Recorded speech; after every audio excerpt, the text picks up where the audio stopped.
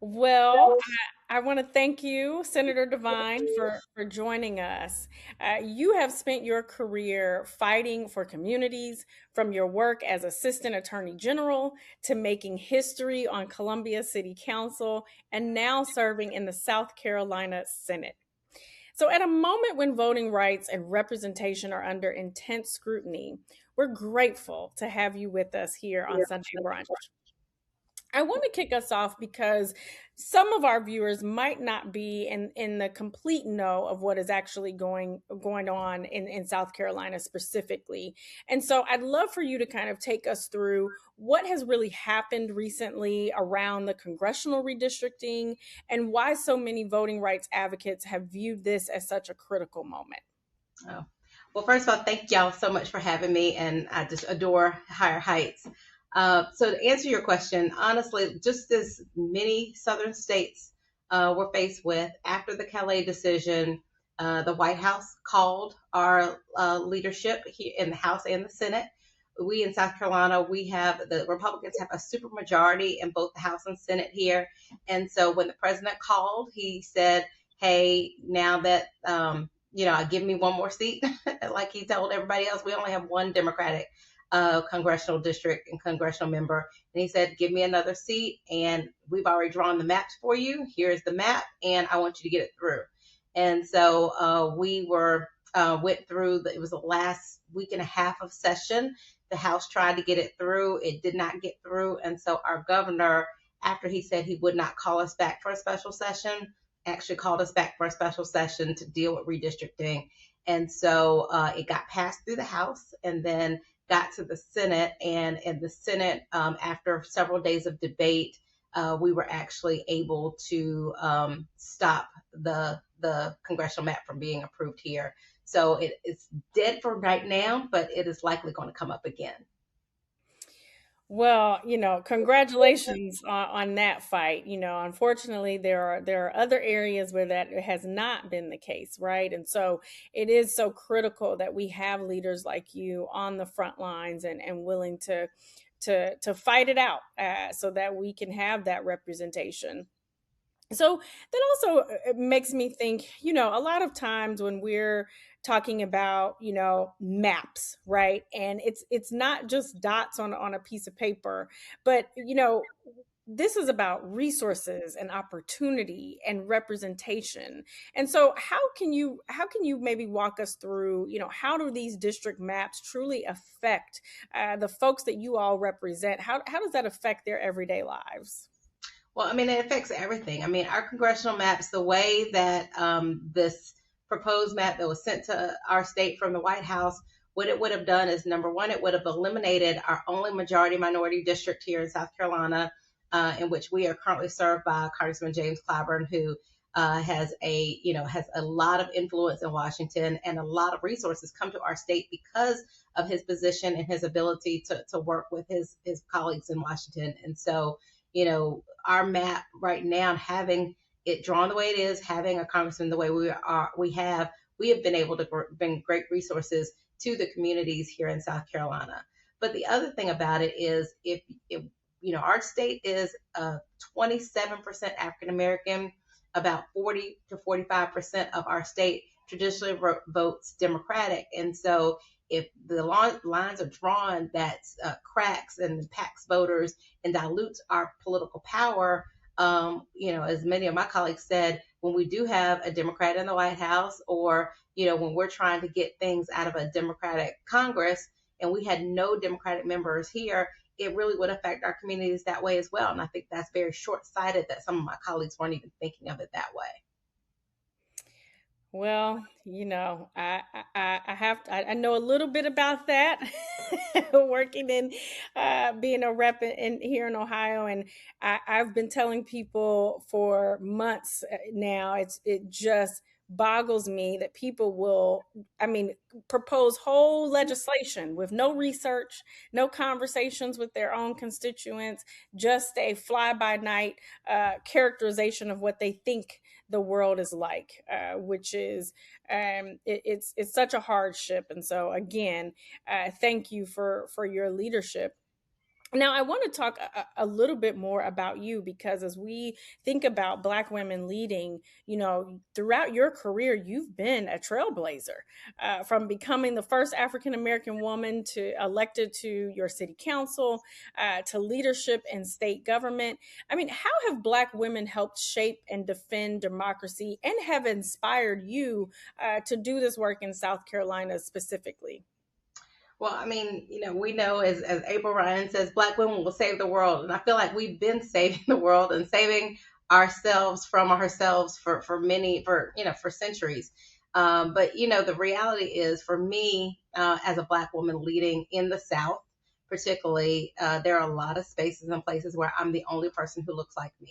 And so not only am I bringing, my voice and my fight for my community, but I bring a lot of things to the table. And so, I think a lot is on our shoulders all the time of, how do we just really help bring our communities along. And just right now in South Carolina, this week alone, we're in the middle of early voting.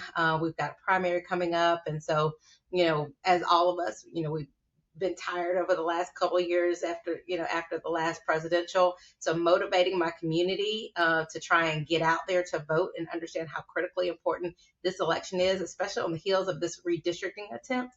And we know that redistricting will come back up. So trying to explain to my community how, we can't afford to be tired. And so I've been out and about. I've been on TV. I've been doing Facebook Lives. I've been going out to the club, talking to folks. And so I think that's what Black women do. I mean, we meet people where they are. We understand that, even if we're tired, we can't afford to be tired in these critical moments. And so I think we bring a lot to the table and carry a lot on our shoulders. But I also feel like our work, although oftentimes gets unrecognized, is critically important in this moment, because if we weren't doing the work, I don't think anybody would be. I just may agree with you there, I have to say. And you mentioned early vote, and I'm glad you have, because as you all, heading to the polls from now to the 9th, I believe, early voting turnout across the country in some respects has been strong. Many advocates are pointing to that participation is evidence that folks are paying attention to what is happening. This, attack on voting rights and representation has been encouraging to folks to show up, and use their voice at the ballot box. But you're also talking about how much work you're doing to ensure that those folks are getting to the ballot box. And so, what does that level of engagement tell you about the moment we're in? But also, we don't want to get caught up in, oh, turnout is up, right? Because you just really outlined, well, yeah, turnout might be up, but that's because you have some Black women leaders like like myself that are willing to go to the club to make sure that I get every single person out there to cast their ballot. And so, what does those numbers make you think about the level of engagement right now, and how do we continue to keep that going, in places beyond South Carolina? Yeah, no, absolutely. I mean, the thing about it is our engagement. We are like other places. We actually have had record turnout for early voting on the very first day of early voting. Which I will say this, and I didn't really say this in the initial stuff. Early voting is actually what helped us kill the redistricting attempt, because we were scheduled to vote at 12 noon on the first day of early voting. Polls opened at 8:30, and the whole weekend, myself and my colleagues, we were out there talking to folks saying, "Hey, y'all, we need you to vote," because we really honestly thought the maps would be passed and we would go to the courts to try and stop the maps. And our argument would have been, well, we're in the middle of an election. People are already voting. And so that was kind of our goal. So we kept pushing people to vote before 12 o'clock. By 12 o'clock, our single day, our record for single day early voting was 23,000 previously. By 12 o'clock, over 30,000 people had actually already voted on that very first day. Total, the first day of voting, we had 56,000 people already vote. Right now, and now that early voting is over, we've had 300,000 people. So we beat a record for early voting. And so, people have asked, why do you think so many people have early voted? I think part of it, people are sick and tired. People were pissed off about, the redistricting attempt. And so that galvanized people, and that anger and that frustration got people out.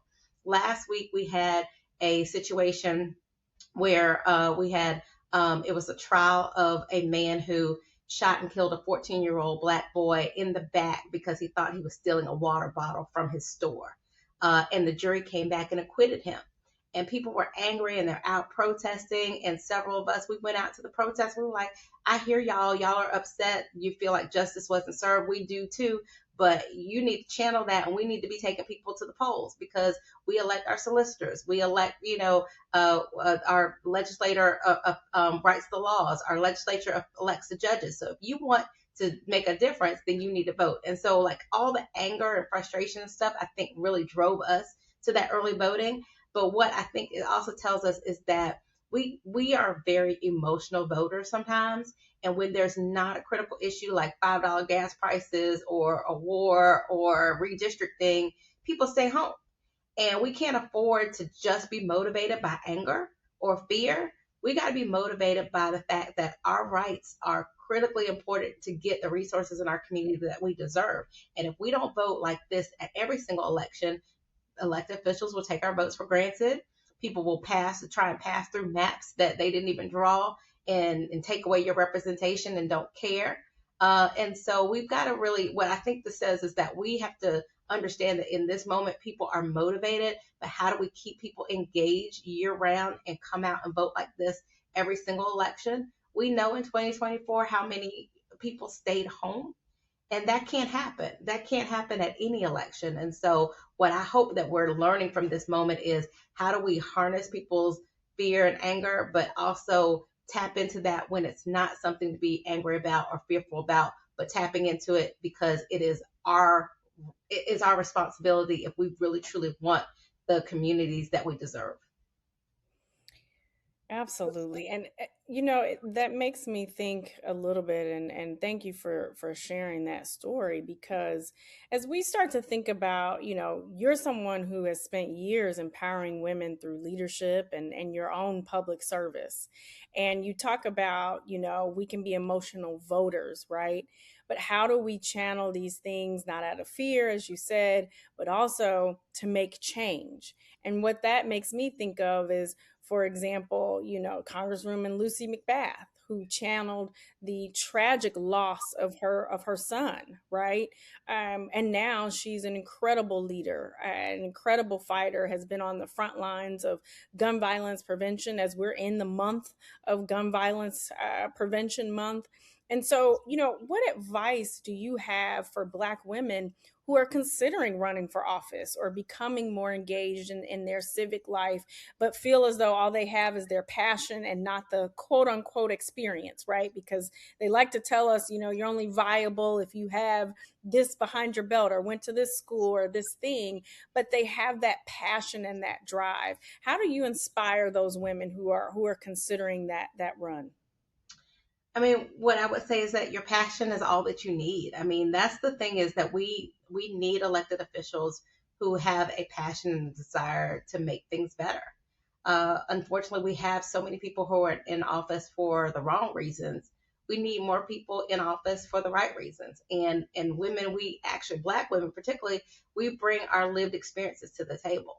And I remember when I first ran for city council, and you mentioned I was the first African American female on city council, people were telling me I was too young, a Black person had never been elected at large, a Black woman had never been elected city council, and that I couldn't do it, and that I didn't have all this, this political pedigree.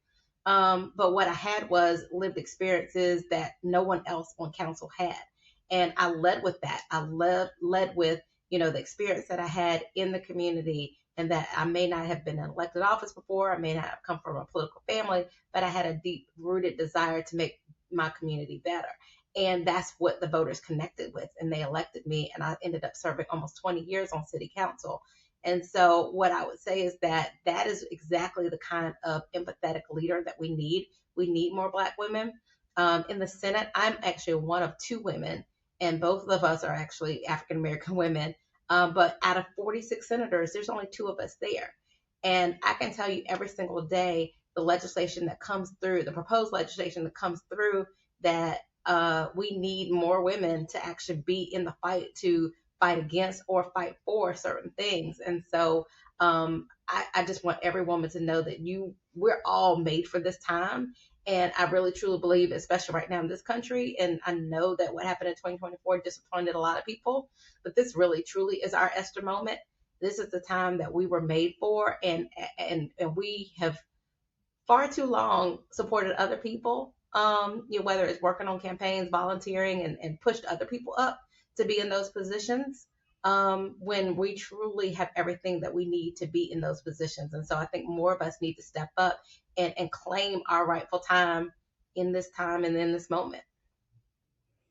Well, Senator Devine, thank you, thank you, thank you for that. I so appreciate those words. What I just heard is our time is now. So, the folks that are watching, if you've been considering, she just told you that your time is now. And I am so deeply grateful to share those words with you. Thank you for joining us and helping our audience better understand what's at stake in South Carolina, but for our democracy. So thank you for joining us on this week's Sunday Brunch. Thank you so much. And thank you for all you do.